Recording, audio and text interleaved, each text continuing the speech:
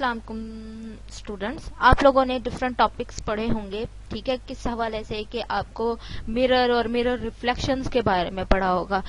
Mirrors में आपने concave और कन्वेक्स के टॉपिक्स पढ़े होंगे। अब कुछ जो अच्छे होते हैं, जैसे आपके ग्लासेस के जो शीशे होते हैं, ठीक है, अब उनमें भी काफी शेप्स होती हैं। ठीक है, आपने इस शेप के पहने हैं, इस तरह की शेप के होते हैं। ठीक है, अब कुछ ग्लासेस होते हैं जिनकी शेप यूं होती है। ठीक है, यहाँ से पतले पतले से होते हैं और यहाँ से थोड़े से मोटे और फिर इस तरह से। ठीक है, इस शेप के होते हैं। तो हमने देखना है कि हमारे जो हमने अब तक जितनी भी शेप्स पढ़ी हैं, हमने उनमें फोकस पढ़ा है। ठीक है, आपने मैट्रिक लेवल पे अगर आप में से किसी ने एक्सपेरिमेंट्स किया हो तो आपको पता हो कि जब भी कोई ऑब्जेक्ट किसी भी मिरर रिफ्लेक्शन के आगे पेश होता है तो वहां से निकलने वाली रोशनी उसके वर्टेक्स पे जाती है और वर्टेक्स जो है वो उसका इमेज को फोकस के ऊपर डाइवर्ट करता है और फोकस से हमें जो है ना उसका इमेज दिखता है। ठीक है, फोकस से रिफ्लेक्ट होने पे हमें उस ऑब्जेक्ट का इमेज दिखता है। ठीक है, तो हमने यही चीजें देखनी है। अब इन्हीं रिफ्लेक्शन उन्हीं टाइप्स के, यानी अभी तक हमने जितनी भी कर्व की टाइप्स पढ़ी हैं उन सब में हमने फोकस, वर्टेक्स, ये सब पढ़े हैं। ठीक है, अब हमने ये देखना है अगर कोई मिरर उस तरह का हो तो उनमें रिफ्लेक्शन किस तरह से होगी। ठीक है, रिफ्लेक्टिव प्रॉपर्टीज उनकी क्या क्या होंगी, हर एक की अपनी अपनी होंगी। तो वो कहता है the chief application of parabolas, कि पैराबोलाज की जो चीफ एप्लीकेशन है, यानी कि वो कहाँ कहाँ मैक्सिमम वर्क करती हैं, वो कहता है use reflectors of light reflectors में, रेडियो वेव्स में। ठीक है, rays originating at parabola's focus are reflected out of the parabola parallel to the parabola's axis. किस पैराबोला में से निकलती है, वो कहता है रिफ्लेक्टेड हाईएस्ट रेट पे जो रिफ्लेक्ट होती हैं वो तब भी होती हैं जब आपका पैराबोला जो है वो पैराबोला एक्सिस जो होगा वो उसके पैरेलल हो जाए। ठीक है, moreover the time any ray takes from focus to line parallel to the parabola directrix thus perpendicular to its axis is the same for each of the rays। ये हर रे के लिए सेम होगी। अब थोड़ा सा हम ले लेते हैं कि हमारे पास प्रॉपर्टीज क्या हो सकती हैं, क्या used by flash light, headlight, spotlight, ठीक है, reflectors and by microwave broadcast antennas. ठीक है, इन सब में रेज होती हैं और रिफ्लेक्टिंग की प्रॉपर्टीज ही यूज होती हैं। फॉर एग्जांपल वो कहता है हमारे पास एक हेडलैम्प है। ठीक है, an elliptical mirror shown here in profile, यहाँ पे एक एलिप्टिकल मिरर शो किया गया है। ठीक है, यहाँ पे अभी पैराबोलिक रिफ्लेक्टर्स के बारे में हम पढ़ रहे हैं तो हम उन्हीं के बारे में पढ़ते हैं। ये एक हेडलैम्प है। हेडलैम्प पे क्या होता है कि आपका एक बल्ब लगा होता है और बल्ब के आगे एक शीशे की ढक्कन होता है या एक शीशे का कवर होता है जो उसकी रोशनी को ज्यादा रिफ्लेक्ट करता है। ठीक है, तो इसमें क्या होता है कि जब भी हमारी फिलामेंट में आपके सेंटर के ऊपर रोशनी पड़ती है तो वो उन्हें फोकसिस के ऊपर रिफ्लेक्ट करता है, तो वो फोकसिस से सीधा रिफ्लेक्ट होकर रोशनी हमारी तरफ आती है।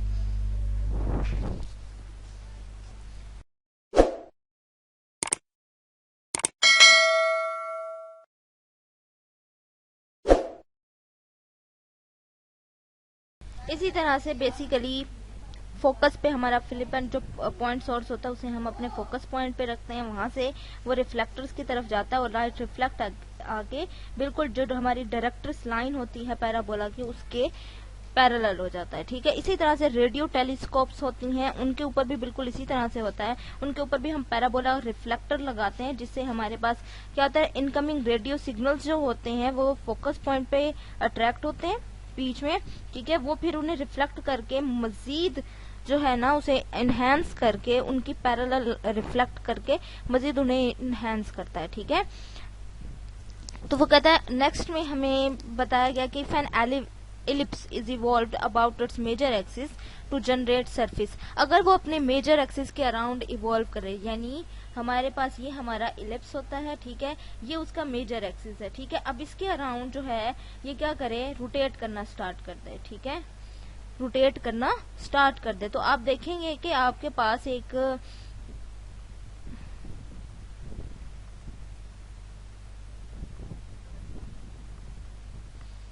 इलिप्टिकल शेप का सिलेंडर टाइप इलिप्सॉइड सरफेस बनेगी। आपके पास जो सरफेस बनती है उसे हम इलिप्सॉइड कहते हैं। ठीक है, and the interior is silvered silver to produce a mirror, और अंदर जो एरिया होता है उसे हम कहते हैं कि जी वो एक मिरर इफेक्ट के साथ हम उसे फोकस करते हैं। तो वो कहता है light from one focus will be reflected to other focus. तो लाइट कहाँ जाती है, अगर एक फोकस पे हमने डाल दी है तो वो एक फोकस से दूसरे फोकस पे जाती है। ठीक है, यहाँ पे कुछ थोड़ा सा प्राइमरी मिरर के हवाले से बात की गई है, पैराबोला, एलिप्स और उसके बाद हाइपरबोला बताया गया कि किस किस तरह से उनमें लाइट रिफ्लेक्ट हो सकती है। ठीक है, जो हमारा प्राइमरी मिरर होता है ना, उसमें ये तीनों के तीनों एट अ टाइम यूज हो रहे होते हैं, पैराबोलिक इफेक्ट, रिफ्लेक्टर, हाइपरबोला और इलिप्स। ठीक है, उसके बाद जाके हमें अपनी इमेज दिखती है।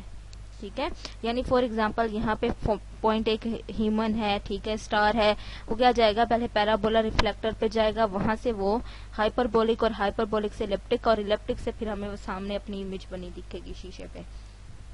ठीक है, वो कहता है ellipsoids reflect sound the same way and this properties usually construct whispering galleries. वो कहता है जैसे कोई ऐसा रूम जिसमें बहुत सारे शीशे होते हैं, तो इस तरह की गैलरीज बनाने के लिए आपने अक्सर किसी मूवी या किसी ड्रामा कास्ट में देखा होगा कि एक रूम होता है किसी सर्कस में जहाँ पे मिरर्स ही मिरर्स होते हैं, यानी आप एक जगह खड़े होते हैं लेकिन आपके इमेजेस सब मिरर्स पे दिख रहे होते हैं, तो उनकी पोजीशंस ऐसे रखी जाती है कि आपका जो फोकस है वो एक मिरर से दूसरे मिरर में जाता है। ठीक है, उसके फोकस पे जाके उसकी, यानी एक मिरर से आपकी जो रिफ्लेक्टिंग रे है वो दूसरे मिरर्स के फोकस पे जाके रिएक्ट करती है, फिर वहां से उनकी रिफ्लेक्टिंग रे दूसरे मिरर्स पे, और उस तरह से तमाम मिरर्स में आपको अपना फोकस यानी अपना इमेज दिखता है।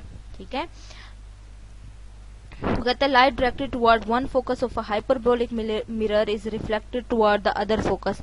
आपने, अच्छा, ये जो विस्परिंग गैलरी है इसका एक और एप्लीकेशन भी आपने देखा होगा कि एक रूम ऐसे भी होता है जहाँ पे आपकी आवाज गूंजती है, तो गूंजने वाली जो आवाज,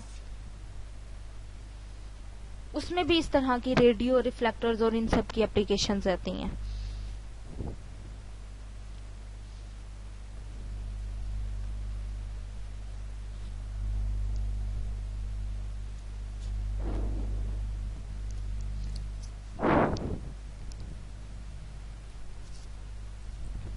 ठीक है, तो इसमें हमारे पास जो वो कहता है this light directed toward one focus of a hyperbolic mirror is reflected toward the other focus. This property of hyperbolas is combined with the reflective properties of parabolas and ellipses is designing some telescope के telescope design करने में ये जो primary mirror का ये जो schematic drawing है, ठीक है, ये किसी टेलीस्कोप की हो सकती है। ठीक है, टेलीस्कोप के अलावा डिफरेंट वेज होते हैं कि हम उन्हें ड्रॉ करते हैं, लेकिन जो हमारा आमतौर पे जिसमें हम अपना अक्स देख रहे होते हैं ना मिरर, उसमें जस्ट वो किसी भी शेप का एक शीशा ले लिया जाता है और उसके साथ उसकी एक साइड को सिल्वर कर दिया जाता है, तो उसकी बाकी जो दूसरी साइड होती है उसमें हमें अपना अक्स दिखना शुरू हो जाता है या हमें अपना इमेज दिखना शुरू हो जाता है। लेकिन अगर आपको याद हो तो आपके पास प्रिज्म्स होते थे, डिफरेंट टाइप्स के मिरर्स होते थे, कन्वेक्स और कनकेव मिरर्स, और आप उनमें भी प्रैक्टिकल्स किए हैं। ठीक है, यहाँ पे सिर्फ रिफ्लेक्टर्स और उनकी प्रॉपर्टीज के हवाले से ही डिस्कस की गई हैं चीजें। ठीक है, जो हमारा नेक्स्ट टॉपिक है वो है जी conic sections, classifying conic sections by electricity. हम इलेक्ट्रिसिटी के हवाले से उसे एसेंट्रिसिटी के हवाले से उन्हें क्लासिफिकेशन करेंगे। तो वो कहता है how to associate with each conic section a number called conic sections eccentricity. Basically हम क्या कर रहे हैं, हर कॉनिक सेक्शन की, चाहे हमारे पास सर्कल है, इलिप्स है, पैराबोला है, ठीक है, स्ट्रेट लाइन है, पॉइंट है, इनको हम एक नंबर असाइन करना चाह रहे हैं। कोई नंबर हो सकता है, ठीक है, 1 2, आई डोंट नो वो नंबर क्या है। जो भी नंबर हम उसे असाइन करते हैं उसे हम उसकी एसेंट्रिसिटी कहते हैं। ठीक है, eccentricity reveals the conic sections type, वो हमें उसकी टाइप बताता है कि वो सर्कल होगा, इलिप्स होगा, पैराबोला या हाइपरबोला। ठीक है, तो एसेंट्रिसिटी के बारे में हम पढ़ेंगे। वो कहता है also of the centre to focus distance c does not appear in the equation. वो कहता है अगर हम ये जो इलिप्स की हमारे पास इक्वेशन, अगर आप इसमें देखो तो यहाँ पे जो हमारा सेंटर टू फोकस डिस्टेंस सी है वो यहाँ पे कहीं पे भी इन्वॉल्व नहीं है, लेकिन हमें पता है कि सी की वैल्यू ये होती है। इफ फिक्स ए, अगर हम ए को फिक्स कर दें और हम सी को वेरी करें, ठीक है, सी को वेरिएशन दे दें over the interval 0 to a, the resulting ellipse will very in shape, तो जो रिजल्टिंग इलिप्स बनेगी उसकी शेप वेरी करती जाएगी। कैसे? अगर मैं इसी इक्वेशन को कर दूं C square plus B square is equals to A square, ठीक है। हमारे पास ये वाला ए नंबर फिक्स है, ठीक है, और बी हमारा फिक्स नहीं हुआ है, ठीक है, बी फिक्स नहीं हुआ है, सॉरी। तो ये हमारे पास आएगा सी, ये आ जाएगा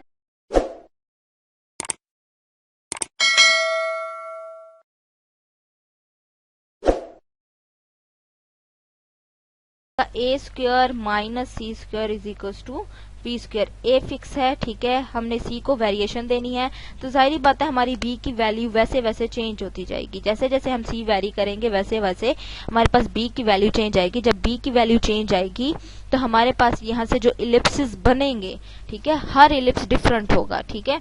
सी की एक वैल्यू के लिए एक इलिप्स है, तो सी की दूसरी वैल्यू करेंगे तो 0 टू ए तक जा रहा है ना, अब 0 के बाद कोई 1 आ गया, अब टू सो ऑन, इसी तरह से हम ए तक जाएंगे, ठीक है। तो इन सब के लिए एक अलग इलिप्स की इक्वेशन बनेगी, इसके लिए अलग, इसके लिए अलग, क्योंकि हमारे पास बी की वैल्यू चेंज आएगी, ठीक है।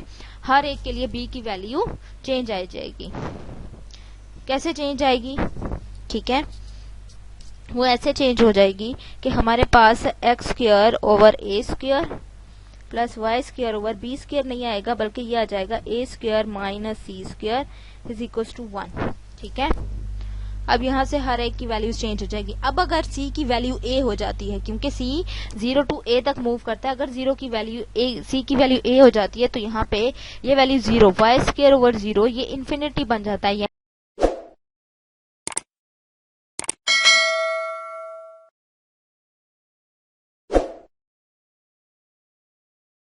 यानी अगर हम बात करें अपने मेजर एक्सिस की हवाले से, ठीक है, तो ये हमारा माइनर एक्सिस है, तो ये हमारा मेजर एक्सिस, और मेजर एक्सिस की डेफिनेशन ये हो जाएगी कि वो इन्फिनिटी तक मूव करता है। अगर एक एक्सिस इन्फिनिटी तक हो तो ये पैराबोला अब कहाँ एंड हो रहा है हमें नहीं पता। ये इस तरह की सिचुएशंस बन जाएगी कि ये जा रहा है एक्सिस के साथ बढ़ी जा रहे हैं, लेकिन कहीं पे भी एक दूसरे से मिल नहीं रहे, ठीक है। वो इस तरह की एक पूरी लंबी सी शेप बन जाएगी इलिप्स की, इनफाइनाइट शेप, ठीक है। उसमें यहाँ पे हमें बताया कि अगर सी 0 हो जाए तो एसेंट्रिसिटी भी 0 होती है, ठीक है, और अगर सी की वैल्यू 4a ओवर 5 है तो एसेंट्रिसिटी 4 ओवर 5 है, ठीक है। तो यहाँ पे थोड़ा सा एसेंट्रिसिटी ऑफ एन इलिप्स की डेफिनेशन दी गई है कि एसेंट्रिसिटी की वैल्यू c ओवर a होती है, ठीक है, फॉर एनी इलिप्स, ठीक है, फॉर एनी इलिप्स शेप, ठीक है। और आपको पता है सर्कल भी इलिप्स की ही एक जनरल फॉर्म है, ठीक है, सर्कल भी इलिप्स की ही एक जनरल फॉर्म है। तो लाजमी सर्कल के केस में हमारे पास a और b की वैल्यू 1 हो जाती है ना सर्कल के केस में, ठीक है। जब आप यूनिट 1 के सर्कल की बात करते हैं तो सर्कल में a और b की वैल्यू होती है 1, क्योंकि सर्कल की इक्वेशन होती है x square plus Y square is equal to 1। तो यहाँ पे c की वैल्यू हमेशा 0 आती है। जब c की वैल्यू 0 है तो जाहिर बात है e की वैल्यू 0। उसके बाद हेलिस कॉमेट है, एक कॉमेट है, the orbit of Halley's comet is an ellipse, ठीक है। वो कहता है एक कॉमेट है जो हमारी गैलेक्सी में रिवॉल्व कर रहा है, यानी वो उसका जो ऑर्बिट है वो एक इलिप्स शेप का ऑर्बिट है, ठीक है। वो कहता है 36.8 में दिखाया गया दे रहा, ठीक है, सन के अराउंड इस तरह से ये इलिप्स शेप में मूव कर रहा है, ठीक है। हिस्टोरिकल बायोग्राफी ये है कि इसे किसी एडमंड हैले ने फाइंड किया था, इस वजह से उसी के नाम पे पड़ गया, ठीक है। एस्ट्रोनॉमिकल यूनिट्स वाइड, ठीक है, उसका जो इलिप्स है, ठीक है, उसकी लेंथ इतनी है, ठीक है, और विड्थ इतनी है, ठीक है। यानी ये वाला जो लेंथ वाला डिस्टेंस है, ये वाली लेंथ वाला डिस्टेंस, ये लेंथ वाला जो डिस्टेंस है इसका ये है 36.18, और यहाँ से ये जो विड्थ है इसकी यहाँ से यहाँ तक वो है 9.12 कैल यूनिट्स वाइड, ठीक है, जो भी उसके यूनिट्स हैं। वो कहता है एस्ट्रोनॉमिकल यूनिट, ठीक है। एस्ट्रोनॉमिकल यूनिट एक ऐसा यूनिट है जिसकी कुछ ना कुछ वैल्यू है किलोमीटर्स में, ठीक है।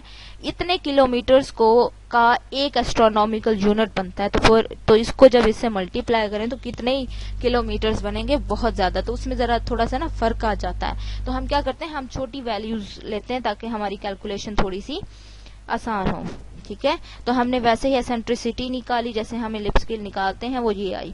अब अगर हमने इसको किलोमीटर्स में निकालना हो एसेंट्रिसिटी को, तो वो भी हम निकाल सकते हैं। वो कहते हैं whereas parabola has one focus and one directrix, each ellipse has two foci and two directrices, ठीक है। तो these are the lines perpendicular to the major axis at distances plus minus a over e, ठीक है। तो वो कहता है the parabola has the property that p f is equal to 1 multiply p d. अब पी एफ क्या है, point P कोई भी पॉइंट है सर्कल के ऊपर या एलिप्स के ऊपर, where f is the focus, f focus की वैल्यू है, डी पॉइंट है जो कि नियरेस्ट है पी से ऑन द डायरेक्ट्रिक्स लाइन के ऊपर, ठीक है। For an ellipse it can be shown that the equations that replace equation 1 are. अगर मैं देखूं इलिप्स के लिए, तो इलिप्स के लिए हमारे पास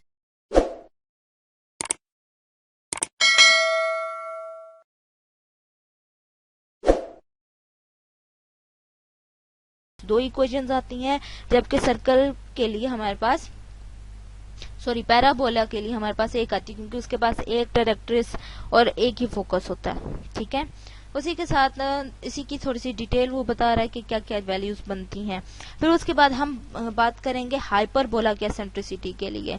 वो कहता है हाइपरबोला की इज आल्सो वही है जो इलिप्स की है, only in this case C equals to, इसी केस में जहां C square root A square plus B square के इक्वल हो जाता है इंस्टेड ऑफ दिस, ठीक है। क्योंकि आपको पता है उसमें सी की वैल्यू डिफरेंट है, ठीक है। दोनों में सी की वैल्यू डिफरेंट है, फार्मूला सेम है, ठीक है। Eccentricity basically it's a distance between foci and distance between vertices की रेशो है, ठीक है। अब यहाँ पे हमारे पास क्योंकि दो फोकाई हैं तो दोनों की लेंथ मिला के हमारे पास 2c बनती है और दोनों की वर्टेक्स से लेंथ 2a बनती है, तो एट द एंड वो फिर से c ओवर a ही हो जाता है, ठीक है। अब हमने vertices of an ellipse find करने हैं, जबकि हमारे पास उसने क्या दिया, वो कहता है locate the vertices of an ellipse of eccentricity point A whose foci lie at the point this, ठीक है। यानी उसने आपको सी की वैल्यू बता दी कि सी है 7, ठीक है। सी की वैल्यू क्या है 7। उसके बाद इलिप्स की एसेंट्रिसिटी यानी ई की वैल्यू है आपके पास 0.8, तो ए की वैल्यू आपके पास ई की वैल्यू है सी ओवर ए, तो यहाँ से ए यहाँ ले जाए और ई यहाँ ले आए तो ये बन जाएगा A is equal to C over E. तो ए की वैल्यू आ गई आपके पास, क्योंकि वर्टेक्स पॉइंट आपके ए के साथ होते हैं। इसी तरह से एसेंट्रिसिटी ऑफ हाइपरबोला है, तो आपने हाइपरबोला की एसेंट्रिसिटी फाइंड करनी है, ठीक है, बिल्कुल वैसे ही। और यहाँ पे हाइपरबोला की भी दो डायरेक्टर्स दो फोकस होते हैं, तो उनके लिए भी ये रिलेशन फाइंड हो सकता है। उसके बाद एसेंट्रिसिटी ऑफ पैराबोला है, तो एसेंट्री ऑफ पैराबोला हमेशा 1 होती है, ठीक है। और फोकस डायरेक्टर्स इक्वेशन जो है वो हमारे पास ये बनती है। यहाँ पे ई क्योंकि कांस्टेंट ऑफ प्रोपोर्शनैलिटी है, then the power traced by P is, अगर ये पैराबोला है तो ई की वैल्यू 1, अगर ये इलिप्स है तो ellipse of eccentricity E if E is less than 1, ठीक है। यानी इलिप्स की इंटेंसिटी हमेशा लेस देन 1 आएगी, हाइपरबोला की ग्रेटर देन 1 और पैराबोला की इक्वल टू 1। यानी शेप के लिहाज से एसेंट्रिसिटी में भी फर्क आ रहा है, ठीक है। Cartesian equation for a parabola, Cartesian equation for a parabola find करनी है। वो कहता है find a Cartesian equation for the hyperbola centred at the origin, centred हमें मिल गया कि ओरिजिन पॉइंट है, ठीक है। That has a focus point हमें मिल गया 30, ठीक है। And the line x is equal to 1 as the corresponding directrix. अब डायरेक्ट्रिस लाइन की इक्वेशन भी हमें मिल गई कि डायरेक्ट्रिस लाइन की इक्वेशन है x इज इक्वल टू 1। तो हाइपरबोला के लिए सबसे पहले आपने ये देखना है कि अगर डायरेक्ट्रिस लाइन की इक्वेशन है x इज इक्वल टू 1, तो दैट मीन्स हमारे पास लाजमी ये बन रहा है y square over a square minus x square over B square is equal to 1। तो मेरे ख्याल से यही इक्वेशन बन रही है अगर हम जनरल फॉर्म ऑफ हाइपरबोला की तरफ जाते हैं। ठीक है, ये हमारे पास हाइपरबोला है। फोकस लाइन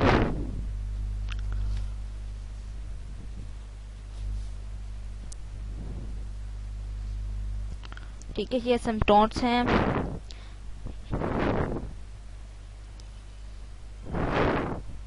सी की वैल्यू ये गिवन है हमारे पास।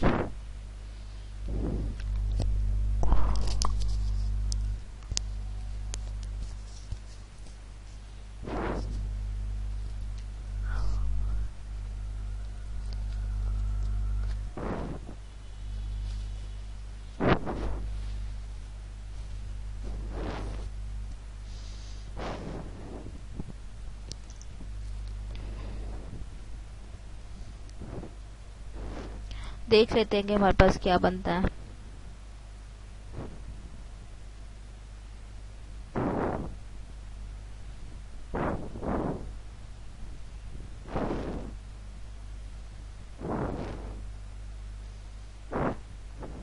फोकस है 3 + 0, सॉरी फोकस पहले आ रहा है ना, फोकस हमें उसने 1 दिया है लेकिन वो पहले आ रहा है। ठीक है, फोकस पहले आ रहा है, फोकस पहले आ रहा है, तो यानी ये इक्वेशन होगी +a² - y²/b² is equal to 1।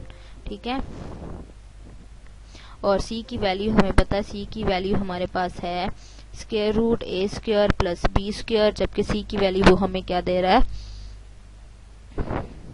3।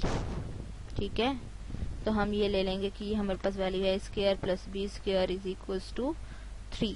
ठीक है, और ये जो लाइन है हमारे पास ये रहती कहाँ है, यानी अगर हम x एक्सिस की बात करें तो ये हमारे पास लाइन बन रहा है x is equal to 1, sorry ये नहीं बन रही बल्कि ये हमारे पास बनती है x इज इक्वल टू 1। ठीक है,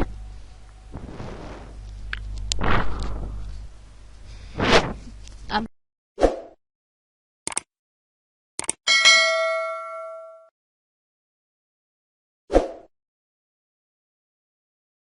इस लाइन में अगर हम बात करते हैं तो हमारे पास a² + b² की वैल्यू है 3। ठीक है, तो हमने जस्ट कार्टियन फॉर्म बनानी है। ठीक है, ये रही, हमें c दिया है, उसने एक फोकस दिया है। ठीक है, और हमें उसने कहा है कि ये वाली इक्वेशन फाइंड करो। ठीक है, और उसने हमें डायरेक्ट्रिक्स लाइन बताई है कि डायरेक्ट्रिक्स लाइन कौन सी बनती है।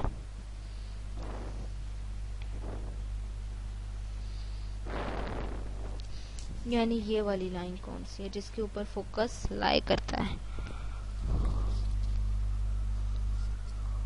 और पास कर रही है ये ओरिजिन में से।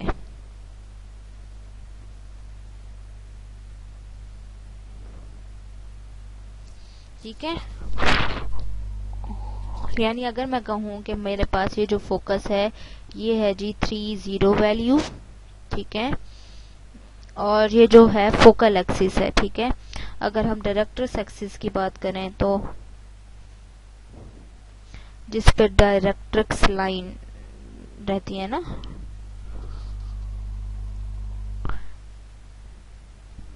इसके अलावा जो हमारे पास एसेंट्रिसिटी होती है हमारी, ठीक है, उसकी वैल्यू हमारे पास यहाँ पे क्या होती है C/A। ठीक है, तो C/A हमारे पास अगर वैल्यू है तो अगर हमें C नहीं भी, C हमारे पास ऑलरेडी गिवन है 3/A, तो ये आ जाएगा 3 = AE। ठीक है, तो यहाँ से A की वैल्यू लें तो ये आ जाएगा 3/E। ठीक है, तो ये 3/E अगर हमें सेंट्रिसिटी की वैल्यू मिल जाए तो इट्स वेल एंड गुड। ठीक है, तो यहाँ से उन्होंने ये कहा है कि जो हमारी जो डायरेक्ट्रिक्स लाइन होती है वो होती है x = A/E which is equal to 1। तो यहाँ से A की वैल्यू E के इक्वल आ गई है, तो A E के इक्वल है तो ये आ जाएगा E is equal to 3/A, और यहाँ से E² is equal to, sorry ये 9 हो जाएगा जब स्क्वायर रूट खत्म करेंगे। ठीक है, तो ये 9। तो यहाँ से वैल्यू आ जाएगी कि ई की वैल्यू भी हमारे पास 3 है। ई की वैल्यू अगर 3 है तो डैट मीन्स ए की वैल्यू 3 है। अगर ए की वैल्यू 3 है और यहाँ पे पुट कर दें तो बी की वैल्यू हमारे पास आ जाती है जी 0। ठीक है, सॉरी, ठीक है, ई की वैल्यू स्क्वायर रूट 3 आई है, सॉरी। तो उसके बाद हमारे पास यहाँ से वैल्यूज निकालनी है। हमने उस इक्वेशन को लिया है जो हमारे पास डायरेक्टर्स और फोकस लाइन के साथ आता है। ठीक है, उसको यूज करके हमने कार्टेशियन इक्वेशन निकाली है। सिमिलरली आप इन सब की एसेंट्रिसिटी फाइंड कर सकते हो। 1 to 8 क्वेश्चंस करने हैं आपने। ठीक है, उसके बाद 9 to 12 करने हैं।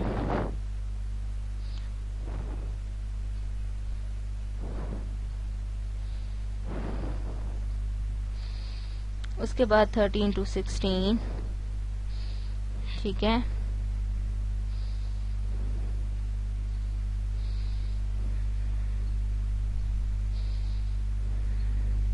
यहाँ पे हाइपरबोलाज के एसेंट्रिसिटी फाइंड करनी है। ये 39 करना है आप लोगों ने। ठीक है, ये क्वेश्चंस। ठीक है, उसके अलावा आपने 17, 18 और 19 भी ट्राई करने हैं। ठीक है, उसके बाद इंशाल्लाह हम क्वाड्रेटिक इक्वेशंस और रोटेशंस के कंसेप्ट पढ़ेंगे कि क्वाड्रेटिक इक्वेशंस और रोटेशंस ये क्या आपस में क्या रिलेशन रखते हैं।